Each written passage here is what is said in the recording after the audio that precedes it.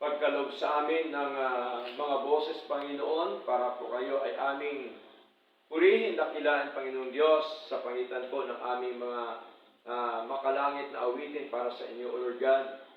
At marami din po salamat, O Diyos, sa buong linggo na patuloy niyo po kaming iniingatan, ginagabayan, naproteksyonan, Panginoon.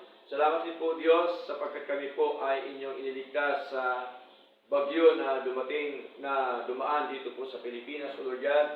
Salamat po na marami sa lahat po, Panginoon, at tunay nga po, O Diyos, na amin pong nakita, amin pong na-experience, Lord, ang awa, habag sa aming mga buhay, ang inyong biyaya, Panginoon, sa aming mga buhay, O Lord God. At gayon din po, Panginoon, marami din po salamat sa oportunidad pong ito na kami po ngayon ay sama-sama para po kayo ay amin pong purihin, dakilan po at sambahin sa amin pong mga buhay, O Lord God. At tunay nga po, Panginoon, na sa umaga pong ito ay amin pong ipinagkakatiwala po sa inyo ang aming pagsamba. Nawa, samahan niyo po kami, O Diyos, at nawa, Panginoon, kami po ay inyong i-convert na inyong pong mga salita.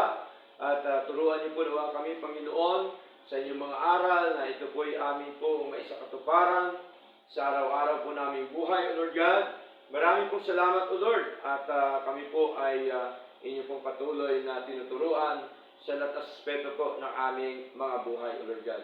Salamat po sa damit, sa pera, sa pagkain, sa hanap buhay, sa negosyo, lahat po, O Diyos, na inyo pong ipinagkaloob sa amin, Panginoon. Maraming po salamat, O Lord God. At nawa, Panginoong Diyos, kayo po nawa ang siyang patuloy na manguna, Panginoon, sa amin pong pagsamba ngayong umaga, mula sa umpisa nawa hanggang sa matapos, Lord, ang inyong gawain, O Lord God, ay maging maayos po at maging matagumpay.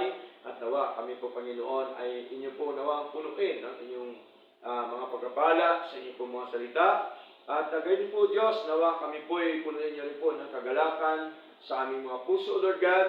Punuin niyo po nawa kami ng kapayapaan, punuin niyo po nawa kami ng kaaliwan, ng iyong comfort, Panginoon, at maging po ng pag-asa, Panginoon, na galing po sa inyo, Lord. Salamat po na marami at patuloy po namin itong ipinagkakatiwala po sa inyo, Panginoon. Sa pangalan po ni Jesus, ito po ang aming dalangin. Amen and amen. Romans chapter 6, verse 1 up to verse 23. Romans po.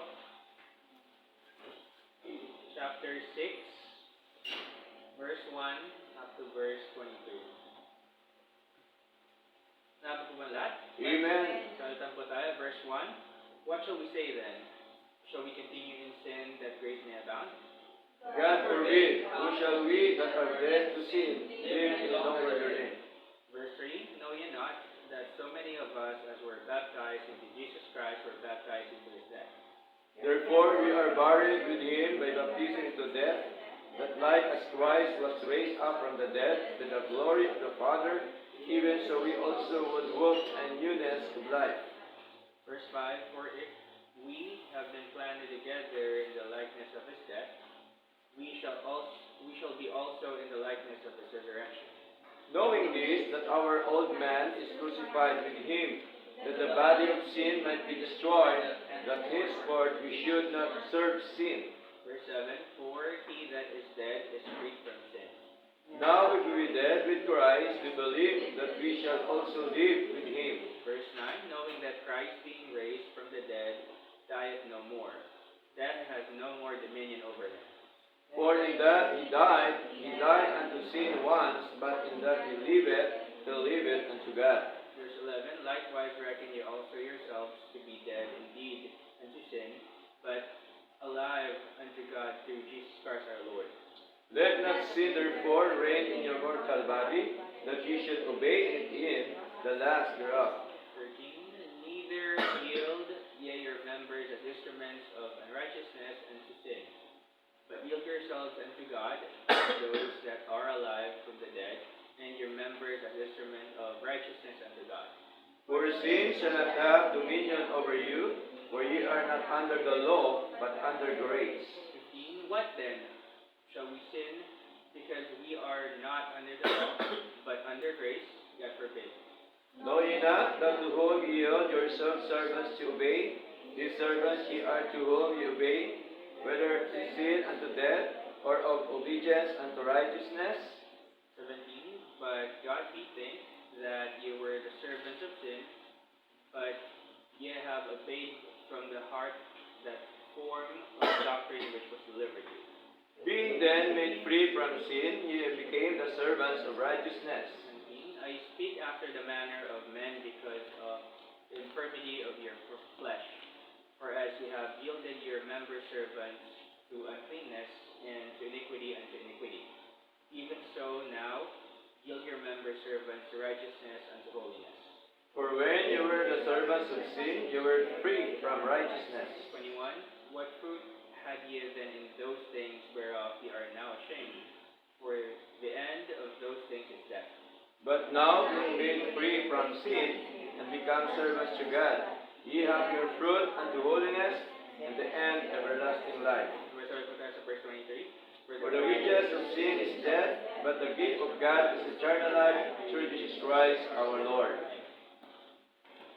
Amen po. Ulit po. How wonderful in my song shall ever be. How marvelous, how wonderful is my Savior's love for me. Our Savior and scattered our light. Hallelujah, thy the glory. Hallelujah, amen. Hallelujah, thy the glory. Revive us again.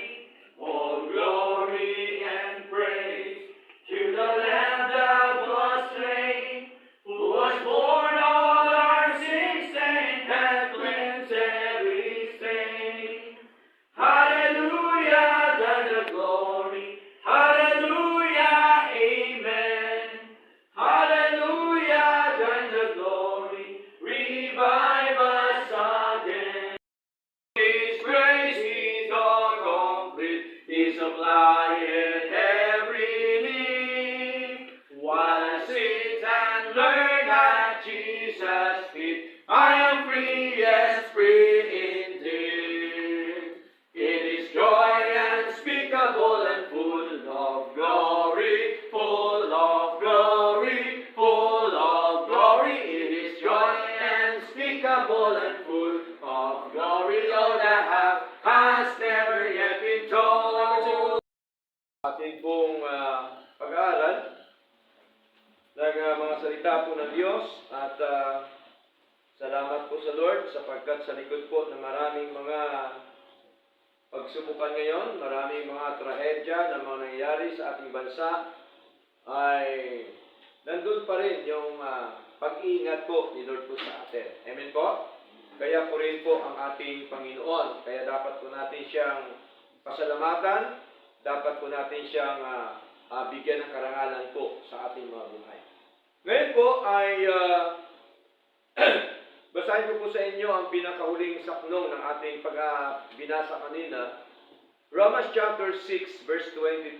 Sabi po dito ni Lord sa pangilan po ni Pablo, for the wages of sin is death, but the gift of God is eternal life through Jesus Christ our Lord. So, ang paksa natin ngayong umaga ay may kinalaman po sa tinatawag po na the wages of sin is death. Ngunit, ang ating pong conclusion, ang conclusion po natin ay, but the gift of God is eternal life through Jesus Christ our Lord. Okay? Siyempre, kung meron kang tinuturo, meron talagang conclusion po yun, no? Kaya dito po ay dapat po natin makita na ang kabayaran ng kasalanan ay kamatayan. Okay?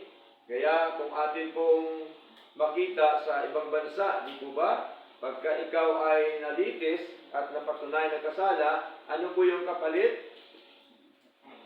Buhay. Di po ba? Sa ibang bansa po yun kasi meron po silang death penalty, no? Meron silang let's pray to the Lord. Father God, maraming pong salamat po Diyos sa inyo inyo pong mga salita na amin pong napagnilayan. Salamat po sa inyong pagtuturo sa amin, Panginoon. Salamat po, Diyos, sapagkat kami po'y inyong pinalalahanan, Panginoon, na dapat po kami, Panginoong Diyos, ay lagi pong mag-fellowship po sa inyo. At nawa, O Diyos, patuloy niyo po nawa ito, ipaunawa po sa amin ang 5 klaseng kamatayan, Panginoon, na dapat po namin makita upang kami po ay tumatag, upang kami po ay maging aware sa buhay po namin, Lord. Salamat po na marami, O Lord God. Napakahalaga, Panginoon, na kami po ay matuto sa inyong mga aral, Panginoong Diyos.